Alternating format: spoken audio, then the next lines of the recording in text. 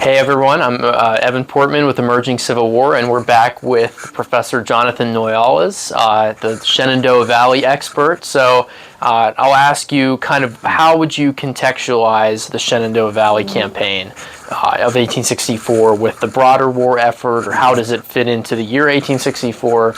Yeah, so I mean, what happens in the Shenandoah Valley in 64 is really part of a broader strategy that Ulysses S. Grant is trying to pressure the Confederacy, simultaneously at multiple points. But the Shenandoah Valley also is one of those things.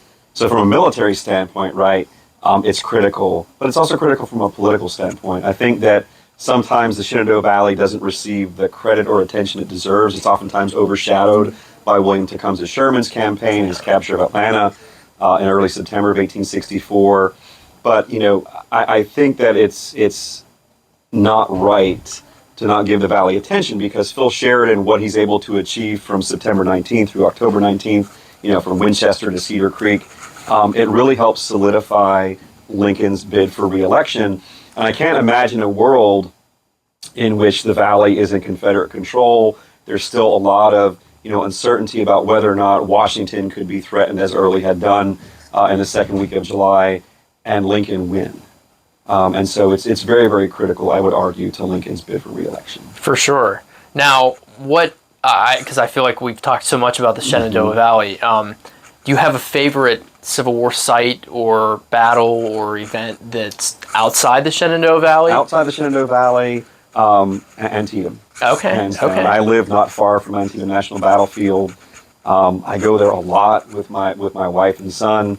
And I'm always moved, as I think you are on most Civil War battlefields, of this great irony. These are very peaceful, serene places, and they were once, scenes of great carnage.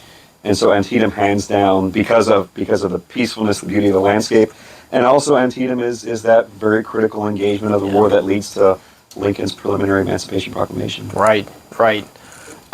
And now, kind of going in a different direction, what does Emerging Civil War mean to you? Or, when you hear Emerging Civil War, what do you initially think of? So, I hear a lot from people that people are losing interest, in the Civil War, and I don't think that's the case at all. I think when you have, the robust turnout here, and I think it's so important to engage people about Civil War history, to show its complexities, its usefulness.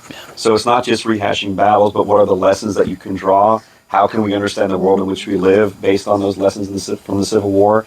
And I think Emerging Civil War does a really good job of bridging the gap between the academic world, because oftentimes academics only want to talk to other academics, and it's like an echo chamber. I don't want to just talk to 10 people. I want to talk to as many people as possible. So Emerging Civil War really gives a platform to do that. And it brings, a wonderful array of historians together from the academic world, from the museum world, from round tables, people who are just interested and passionate and want to learn about it. And so it really is just a fabulous, fabulous organization that bridges all of those gaps. For sure. Yeah, I think it's great because, sometimes the academics are over here and the public historians are over there, and this weekend it's nice that, we can all kind of come together and talk. Thanks, I appreciate it, Jonathan, Pleasure. and we'll see all of you online and on the battlefield.